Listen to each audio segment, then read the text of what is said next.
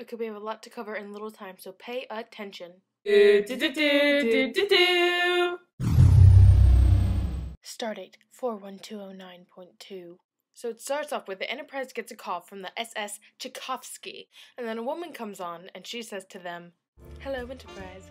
I hope you have a lot of pretty boys on there, because I'm ready and willing." And then the guys are kind of like... And then at the end of the message, there's a huge explosion.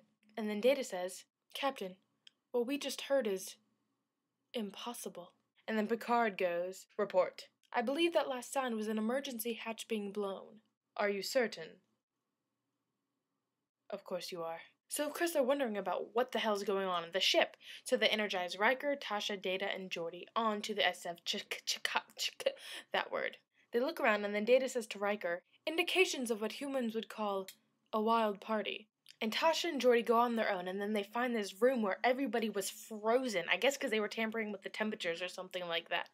So then Geordi opens a closet door, and then out falls this frozen, dead girl. Then Riker reports back to Picard that everybody is dead. So when they get back on the ship, Crusher examines all of them, and then when she gets to Geordi, he's in a sweat. So they don't know why he's sweating, but he's saying funny things, and then she says that she's going to examine it further. But when Crusher goes into the other room, Geordi just gets up and walks right out. He ends up going to visit Wesley, who's showing him how he can lift stuff with this little thing that he invented. And then Geordi ends up touching him, which you find out that when you touch somebody is when the virus gets spread.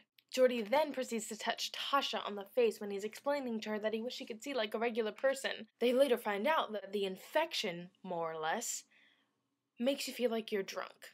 While this is happening, which is the part I don't really understand, there's a big star that I think is going to explode, so they have to get out of the way of this star. The problem is, Wesley tricks the chief engineer into leaving her space so he can take control of the ship. But he was drunk, so I guess we'll excuse him for it. And they're trying to go into warp speed, but they can't because all the controls are messed up in the engineering room. While this is happening, Picard tries to get in touch with Tasha. So when he calls her, she's in her room and says she's busy. Then he sends Data to go get Tasha.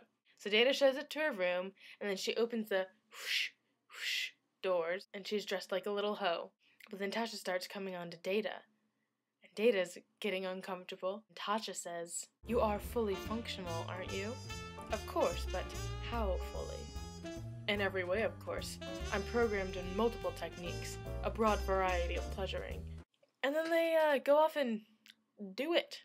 The funniest part about the entire episode is probably when Data comes back into the bridge, and he's leaning up on the wall like he's the man. And then he starts talking to Picard, and Picard's like, "But Data, you're an android and you can't get drunk." And then Data's like, "What? I have pores like a human." And so apparently Data got drunk too. So everyone on the ship is infected, except for right now Picard and Worf. But then Crusher comes onto the bridge, who got infected by Riker, who got infected by Troy, who got infected by Tasha.